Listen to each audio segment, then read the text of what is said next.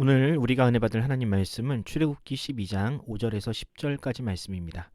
너희 어린 양은 흠 없고 1년 된 수컷으로 하되 양이나 염소 중에서 취하고 이달 열 나흘까지 간직하였다가 해질 때에 이스라엘 회중이 그 양을 잡고 그 피를 양을 먹을 집 좌우 문설주와 임방에 바르고 그 밤에 그 고기를 불에 구워 무교병과 쓴 나물과 아울러 먹되 날 것으로나 물에 삶아서 먹지 말고 머리와 다리와 내장을 다 불에 구워 먹고 아침까지 남겨두지 말며 아침까지 남은 것은 곧 불사르라.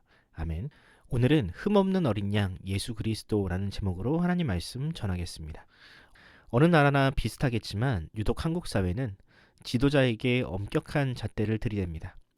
선거철이 다가오면 검증이라는 이름으로 후보자의 과거 발언부터 재산 형성 과정과 자녀 교육 문제까지 그야말로 그의 삶 전체를 현미경 위에 올려놓죠.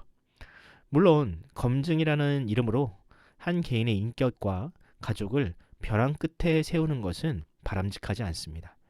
왜냐하면 그들도 우리 사회를 이루는 일원이기 때문입니다.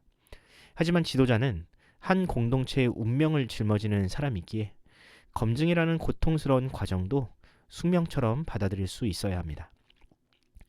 우리 사회가 지도자의 자격 검증에 유독 민감한 이유는 자격 없는 사람이 리더의 자리에 앉으면 어떤 일이 일어나는지 겪어봤기 때문입니다.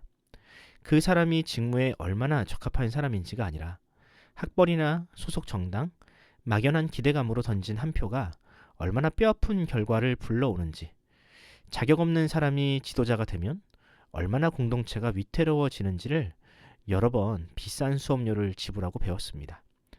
그런데 저는 우리나라가 더 성숙한 나라로 발돋움하려면 여기서 한 발자국 더 나아가야 한다고 생각합니다. 그것은 바로 그 잣대를 타인이 아닌 나 자신에게 적용하는 것입니다. 타인에게만 완벽한 도덕과 실력을 요구하기 전에 먼저 나부터 그런 사람으로 살고 있는지를 끊임없이 질문해야 합니다. 그런 자성을 할 수 있는 사람이야말로 이 시대가 요구하는 참 시민이며 또 참 성도라고 할 수 있습니다. 6월절은 이런 인간의 죄성과 나약함을 돌아보게 하고 오직 하나님의 은혜만을 바라보게 만드는 절기입니다. 오늘은 출애굽기 12장 본문을 통해 어린 양을 준비하는 과정이 우리에게 어떤 의미가 있으며 우리가 무엇을 진정으로 의지해야 할 것인지를 살펴보는 시간을 가져보도록 하겠습니다. 출애굽기 12장에는 6월절의 핵심인 어린 양을 어떻게 준비해야 하는지에 대한 상세한 지침이 기록되어 있습니다. 하나님은 이스라엘 각 가정이 태어난 지 1년 된 흠없는 수컷 어린 양을 준비하라고 명령하셨죠. 그리고 그 어린 양을 그달 열흘째 날에 미리 선택하여 집으로 데려와 나흘 동안 돌보며 간직했다가 해질 무렵에 온 회중이 함께 잡게 하셨습니다. 그렇게 잡은 어린 양의 피는 문설주에 바르고 고기는 불에 구워 무교병과 쓴 나물과 함께 밤이 새도록 다 먹어야 했습니다. 이 미션을 다 수행한 집은 장자의 죽음이라는 하나님의 심판에서 패스오버, 넘어갈 수 있었습니다. 저는 여기서 한 가지 질문을 하게 되었습니다. 하나님은 왜 어린 양을 미리 정하여 4일 동안 집에서 지켜보게 하셨을까? 문설주에 바를 어린 양의 피가 필요하면 당일에 양을 잡아서 바르면 될 일이지. 번거롭게 4일 동안 양을 지켜볼 이유가 무엇이었을까요?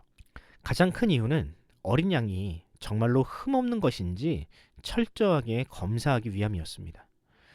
또 4일이라는 기간 동안 양을 격리함으로 혹시 모를 오염과 부상을 방지하려 한 것이죠. 만약 그 기간 동안 양에게 아주 작은 흠이라도 생기거나 다치면 그 양은 제물이 될 수 없었고 그렇게 되면 가족의 생명 또한 보장받지 못했습니다. 그러니 각 가정은 온 신경을 곤두세워가며 양을 보살폈을 겁니다. 그렇게 양을 4일 동안 애지중지 돌보다 보면 자연스럽게 양과 가족 간에 유대가 생기지 않겠습니까? 집에서 기르는 개나 고양이도 하루면 그런 유대가 생기는데 가족들의 생명을 대신할 양과 한 공간에서 먹고 함께 자고 양의 건강을 살피기 위해 매일 눈을 마주치는데 어떻게 유대가 생기지 않겠습니까? 그리고 저는 이것이 바로 하나님께서 4일 동안 양을 집 안에서 키우게 한 숨겨진 목적이라고 생각합니다. 그렇게 정을 주었던 양을 6월절이 되면 가족의 손으로 잡아야 한다면 가족들의 마음은 과연 어땠을까요? 아마도 가족들은 그 순간을 단지 종교적 의식이 아닌 가족의 장례식으로 여겼을 겁니다. 아마도 아브라함이 이삭을 제물로 바칠 때 느꼈던 그 절망을 느꼈을 겁니다. 하지만 양은 가족들의 곁을 떠나지 않습니다. 그 양은 자신의 피를 뿌려 가족들의 생명을 구함과 동시에 자신의 살을 남김없이 가족들에게 주어 그들의 세포 구석구석에 녹아들어가 그들과 진정한 한 몸이 됩니다. 이처럼 6월절의 준비 과정은 제물의 결점을 찾는 시간인 동시에 그 희생의 가치를 심장 깊이 새기는 마음의 예비 기간이었습니다. 저는 이 6월절 어린 양의 준비 기간을 보면서 예수님의 모습을 봅니다. 세례 요한이 예수님을 처음 보았을 때 뭐라고 했나요? 보라, 세상 죄를 지고 가는 하나님의 어린 양이라고 선언했습니다. 사도 바울도 예수님을 이렇게 소개했습니다. 고린도전서 5장 7절입니다. 너희는 누룩 없는 자인데 새 덩어리가 되기 위하여 묵은 누룩을 내버리라. 우리의 6월절 양 곧 그리스도께서 희생되셨느니라. 선지자와 사도들이 예수님을 어린 양에 비유한 것은 절대로 빈말이 아닙니다. 예수님의 예루살렘 입성부터 십자가에 달리시기까지의 과정을 보면 6월절 어린 양을 선정하고 흠이 없음을 확인하던 관찰 기간과 놀랍도록 맞닿아 있습니다. 어린 양이 희생되기 나흘 전인 니산월 10일에 선정되었던 것처럼 예수님도 6월절 나흘 전에 예루살렘에 입성하셨습니다. 그리고 십자가에 달리시기 전까지 예수님은 여러 차례 사람들의 시험과 신문을 받으시며 자신의 흠없음을 드러내 보이셨습니다. 대제사장과 사내들인 공회가 예수님을 불러 신문하고 빌라도가 로마법을 가지고 예수님을 신문했지만 그들은 예수님에게서 어떠한 죄목도 찾아내지 못했습니다.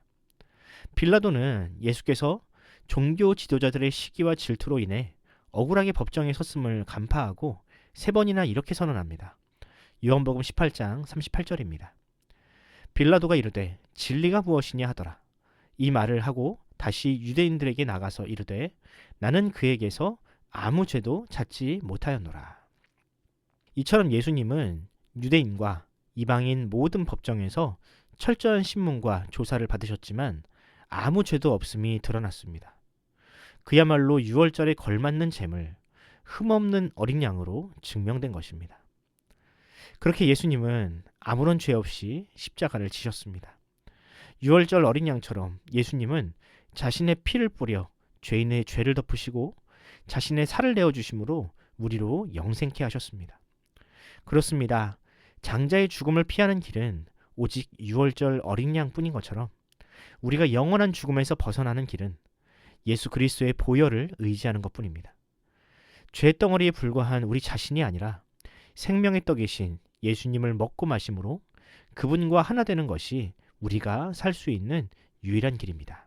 그런 의미에서 저는 우리에게 주어진 인생은 마치 6월절을 준비하는 이 4일이라는 기간과 다름없다고 생각합니다.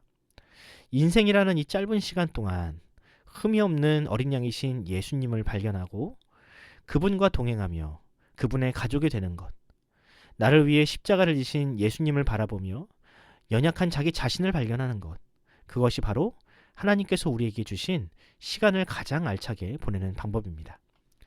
여러분은 그 어린 양 되시는 예수님을 발견하셨습니까? 성경을 통해 흠이 없고 완전하신 그분을 발견하고 또 동행하고 계십니까?